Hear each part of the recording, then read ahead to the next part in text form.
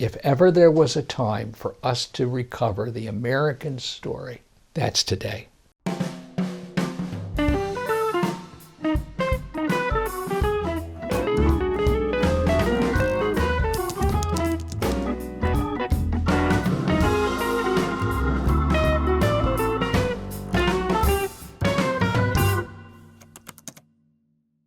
This is Dr. Gary Kellner, and I would like to welcome you to this edition of Fair Game. Here on the 250th anniversary of the birth of the American Republic, seems to be a good time to ask ourselves a question about our shared story. When many of us went to school, there was an assumption that there was an American story. In fact, the textbook that I had in the 7th grade was called just that. That you could start with the explorations and come to the founding of the Commonwealth of Virginia at Jamestown, work your way down to the Declaration of Independence, come all the way forward, and there was an American story. It is a story about freedom, about opportunity, about the love for liberty. There was an understanding that this was, in fact, a melting pot where it didn't matter who your grandfather was or where he was born. It didn't matter what social class you were in Poland or France or Germany or Italy. You may have been a paysan, a peasant in Sicily, but here your descendant could become a university president or the mayor of New York. That sense of shared story began to be challenged in university classrooms and in academic writing in the 1960s and 70s. And there was a lot more conversation about stories in the plural. That there is one story for an educated male elite that has run the country from day one, and women. And that the stories of women deserve to be told and needed to be told. It is also argued that African Americans had a very different story than those who were free and those who were citizens. You can make the very same argument then about Native Americans, who could not be citizens of the United States of America until the 1930s. They were considered to be part of other nations. Well, by the time I got into graduate school in the 1980s, there was very little conversation about the American story, but it was about all of these stories. Now, I have to tell you, it was fascinating. I can remember reading one book about Middlesex County, Virginia, by Darrett Ruttman, who was one of the really fine social historians of that generation. And he brings the stories of these individuals alive, of women, of indentured servants. But the impact of social histories, the impact of different stories, is that we have lost something in this country of a unified story. I would suggest that all those stories are important. I'm not suggesting that we baptize the founders in honey and we create an America that looks like colonial Williamsburg rather than the world that actually existed. But I would suggest that there are unifying and cross-cutting themes that are really important. I spend a lot of my time with immigrants. Recent immigrants, second-generation immigrants.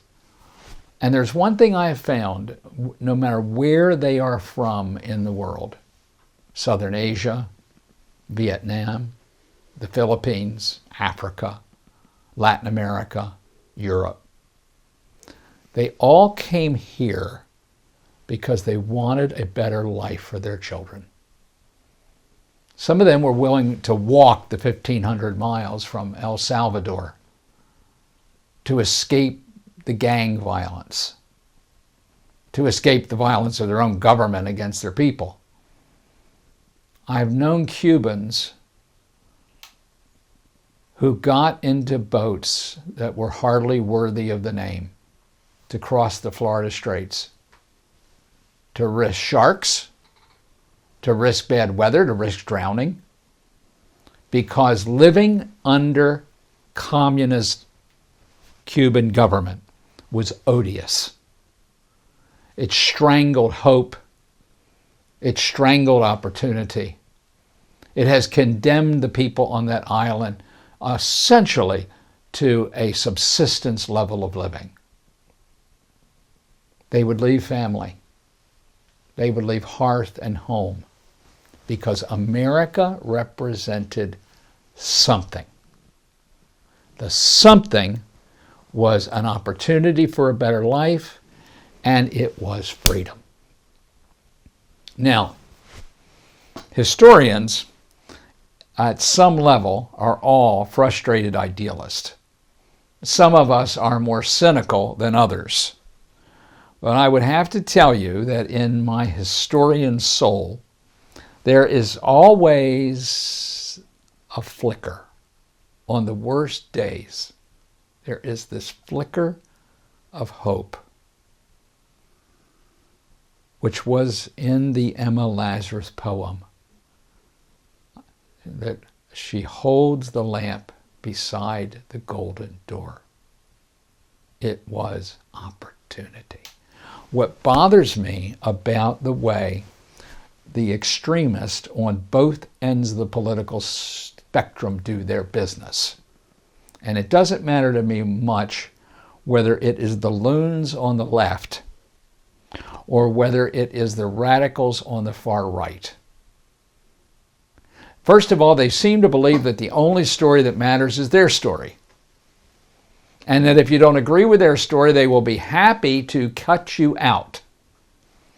And I have to say that I think when Republicans react to what they call cancel culture, they are absolutely correct. Nobody has a right to cut me out of this story. This is my story. This is the story of my great-grandfather who came here at 16. He left his family. He left his home because he didn't think there was any future for him in Germany. That's my story. My story is about that teenager enlisting in the Yankee cavalry in 1861.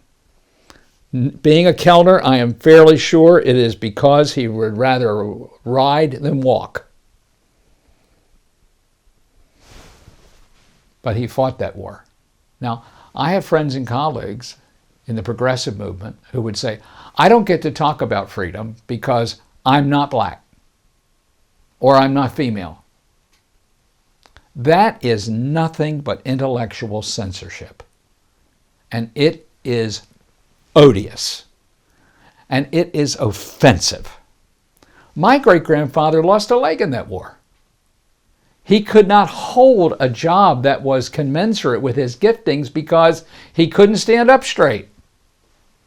Well, the government did give him a pension. He got $2.50 a month for 60 years. He used to jokingly say he regrets not losing both legs because he could have gotten $5 and covered the rent. That's my story. My story is the story of a young man who was a lover and not a fighter, who got drafted into the Army in 1943 and served in the European Theater of Operations. He didn't want to fight. He didn't want to risk his life. But he knew he'd get married someday, and he knew he'd probably have kids, and he couldn't imagine a world that was run by Adolf Hitler. That's the American story. And you know, critics will take potshots sometimes at some of John Ford's movies from the 1940s and 50s about the war, or the Steven Spielberg classic Saving Private Ryan. But there is a beauty to the architecture of those films. Every American unit had a smart-mouthed Jewish kid from the Bronx, an Italian kid from the Lower East Side, an Irish punk from Hell's Kitchen, a farmer from Iowa, a kid from the Appalachian Highlands. And those kids, by the end of basic training, had become a band of brothers. And slogging across Europe and fighting across the islands of the Pacific, those disparate elements became something. That generation carried that to their graves. They might disagree about who the best president would be. They might disagree about the extent of the American social contract, but they didn't disagree about being American. And they didn't disagree that there was an American story.